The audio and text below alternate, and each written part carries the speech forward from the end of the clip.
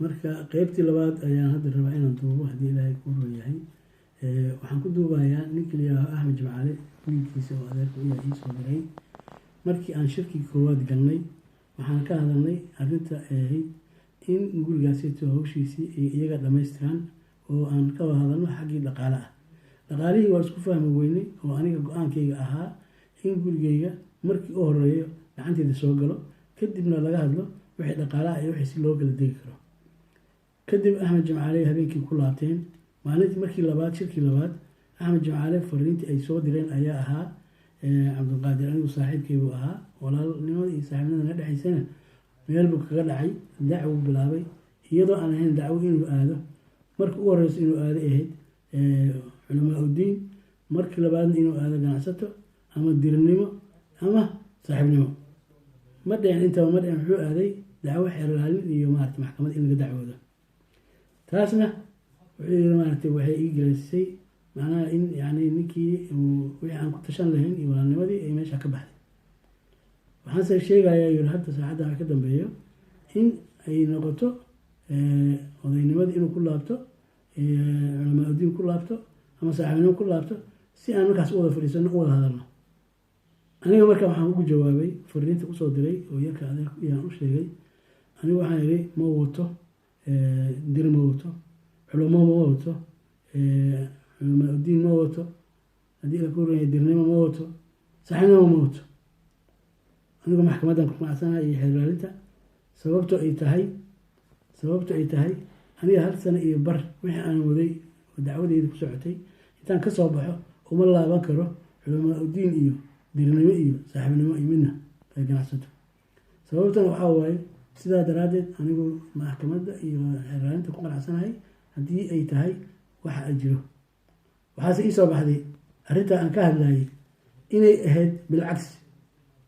sida aniga wax la ii wareysanayay isaan u wada hadlaynay waxaa ka duwanaa oo xeerlaalinta iyo hadalka aan ka hadlayay iyo maxkamadda inay ahayd wax jiraba aysan ahayn oo xasan hoos yimaadaan maxkamadda oo siduu rabo u maamuli karo. maxkamaddana waxaa lagu yaqaan sharci inay ka baxsan tahay madaxda maxkamadda iyo wasaaradda arrimaha iyo haddii ku barnaamijyada iyo wax dhan inay ka baxsan tahay oo dadka ku kala saarto. laakiin waxaa soo baxday in ay tahay mid hoos taalo xasan. aniga markii aan kalsoonida qabayna waxaa iga dumiyey kalsoonidaas iga dhumiyena markii aan helay dokumentigii oo rasmi ah iyo dhaqankii hadda uu ku dhaqmay. marka waxaa dhacday markiiba waxaa loo aaday, aniga jawaabta aan bixiyey xasan baa la aaday oo warqadihii oo faalsada loola tegay. xasanna tilaabadaas u qaaday oo ka jawaabay. anigu marka saacaddan wax ka dambeeyo waxaan dadweynaha gaarsiinayaa ninkan madaxweyne inuusan ahayn uu yahay mooryaan, aysan ahayn wax shaqo iyo shaksiyad oo soomaalinimo u hayana aan jirin.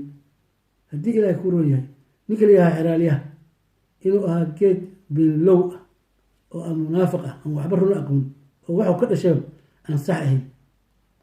sidaa daraaddeed waxaan u sheegayaa soomaali weyn, waxaan u sheegayaa dadka dhibaatada ku haysato dhulkaas inay haysato dhib aan caadi ahayn oo ka kaliftay hantidaasayta nin walba guryihiisa laga boobay, ay ka horeeyaan, ay dhacayaan oon laga hadli karin. anigoo aan ka mid aha dadkaas, laakiin anigu maanta u hadlayaa, waxaan ka hadlayaa wixii caloosheeda ku jiro, wixii caqligeyga ku jiro, wixii maskaxdeeda ku jiro, wixii dadweynaha aysan ogeyn waxay ogeyn inaan u sheega caawa. sidaa daraaddeed arrintan noocaas iyo noocaasaa dhacday. caddeynteedii iyo waxeediina waxaan soo dhigayaa websiteyadii, waxaan soo dhigayaa joornaaladii, waxaan soo dhigayaa idaacadihii, waxaan soo hordhigayaa telefishinadii. wixii dhibaatada meesha ka dhacdayna indhaha dadkooda ku fiirsanaya. anigu inaan gardaraahay, in laga gardaran yahay, inaan xaqa leeyahay, inaan lahayn waxaa sheegi doono waqtiga dhow oo qoraalka iyo nidaamkii iyo wixii aan kasoo helay dokumentigii xeerlaalinta.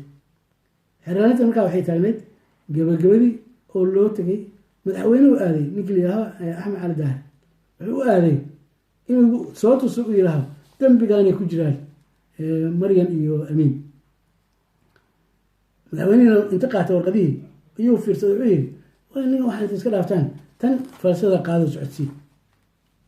sababta u leeyahay waxaa waaye shirkadii ka mid yahay oo hormuud ma rabo inuu ka baxo. iyadana waxay ka mid tahay abaabulkii iyo hormuudna ka mid waaye. bankiga dhexna waa u fadhidaa ninkii oo labada shaqo isku haysaa. ha ahaato sheerarkii iyo nidaamkii yaalay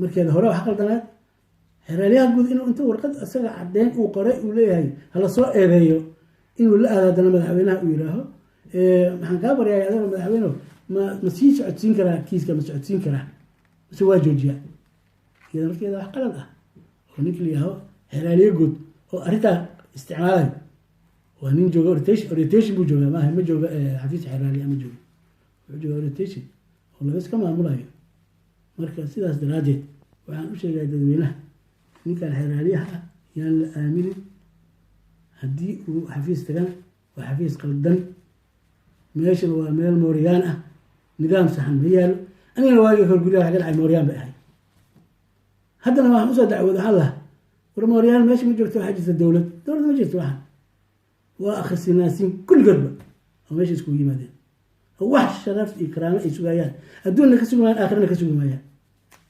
anigase waxaan caddaynayaa caaw wax ay sameeyeen oo dhan oo documentina waa hayaa wax informationna waa saarayaa idaacaddina waa hordhigayaa dadweynihii oo dhanna hadda iyaa xukumaya aniga haddaan gardara waa garantay nin dadka dhacba ha yidhaahaan haddaan gar leeyahayna animaa gartayda arka nimankaana magaalada ka saara in la xukumo dhagax lagu dila maahee xaq uma laha inay sii joogaan magaalada dhagax in lagu dila maahee xaq uma laha inay joogaanba iska da xukuna galaan iyo dowladda hadda saf buu ku jira waxaan leeyahay waxaan rabaa inaad dowlad kusoo laabto waa gardaraya in dhagax lagu dilo istaagaa maanta isaga iyo xeraalyaha iyo waxa uu wataba asalaamu calaykum waraxmatullahi wabarakaatu si degdega waxaan u heli doontaan wixii qoraal ah meesha ku qoray iyo haddii ilaah ku leeyahay nidaamkooda asalaamu calaykum